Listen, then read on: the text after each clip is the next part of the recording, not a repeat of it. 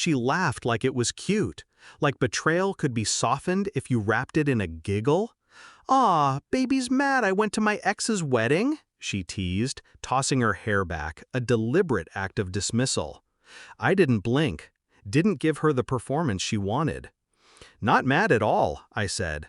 Calm, flat, lethal in a way she didn't yet recognize. Because I already knew she was lying, and I already knew what I was going to do.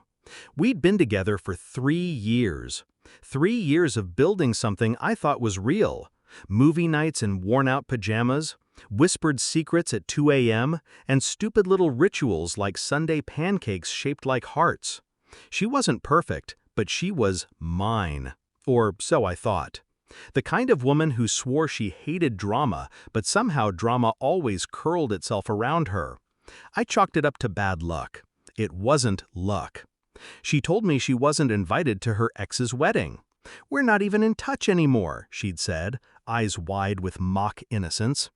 I wanted to believe her, but something in her tone snagged at me, too casual, like she'd rehearsed it. 2 weeks later, I saw it, a tagged photo. Not from her page, she wasn't that stupid, but from some friend of a friend's Instagram story. There she was, at the wedding, laughing at the reception table like she belonged there. Worse, she wasn't alone. She was seated next to him, the ex, leaning in just a little too close, the kind of lean you don't give to strangers. And in that instant, my chest didn't ache. My stomach didn't twist. No, I went still, cold still, because the moment you stop hurting is the moment you start plotting. Revenge isn't rage, it's discipline. I didn't confront her. I didn't slam doors or throw accusations. I smiled, kissed her cheek, and let her believe I was too naive to notice. Then I reached out, discreetly, to someone she'd never suspect, the maid of honor. We'd met once at a barbecue months ago. She was sharp, funny, and, crucially, hated my girlfriend. "Need a +1?" I asked. "I clean up well." She laughed and said, "Wear a suit. Let's make it memorable." In the days before the wedding, I stayed quiet, played the loving boyfriend, let her think her lie had worked. Meanwhile, I picked the suit, polished the shoes, and prepared to walk into her little fantasy like a wrecking ball wrapped in charm. The venue was all string lights and white flowers, picturesque, almost disgustingly romantic. I arrived on the maid of honor's arm, the two of us looking like we'd stepped out of a glossy magazine spread. I saw her before she saw me.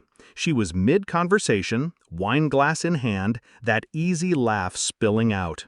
Then her eyes caught mine across the room. She froze.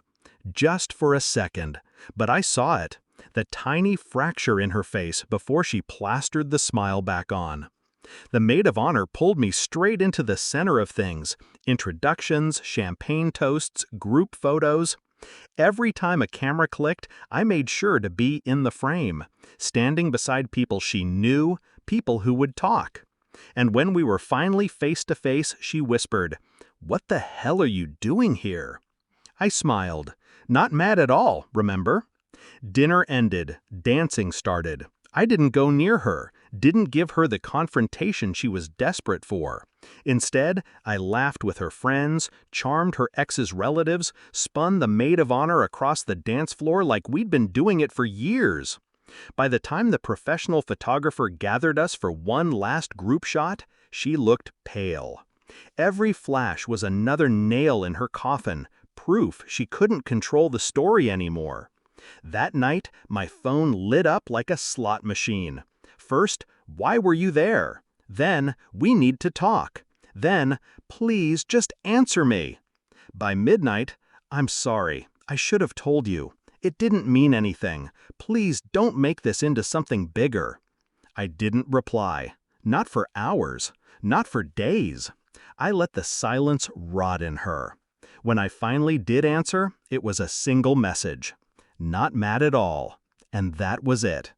I didn't block her, didn't unfriend her, just let her watch as the photos spread. Me, grinning beside her sworn enemy, looking like I belonged more than she ever had. The best revenge isn't loud. It's a smile at the right time, in the right place, with the right people watching.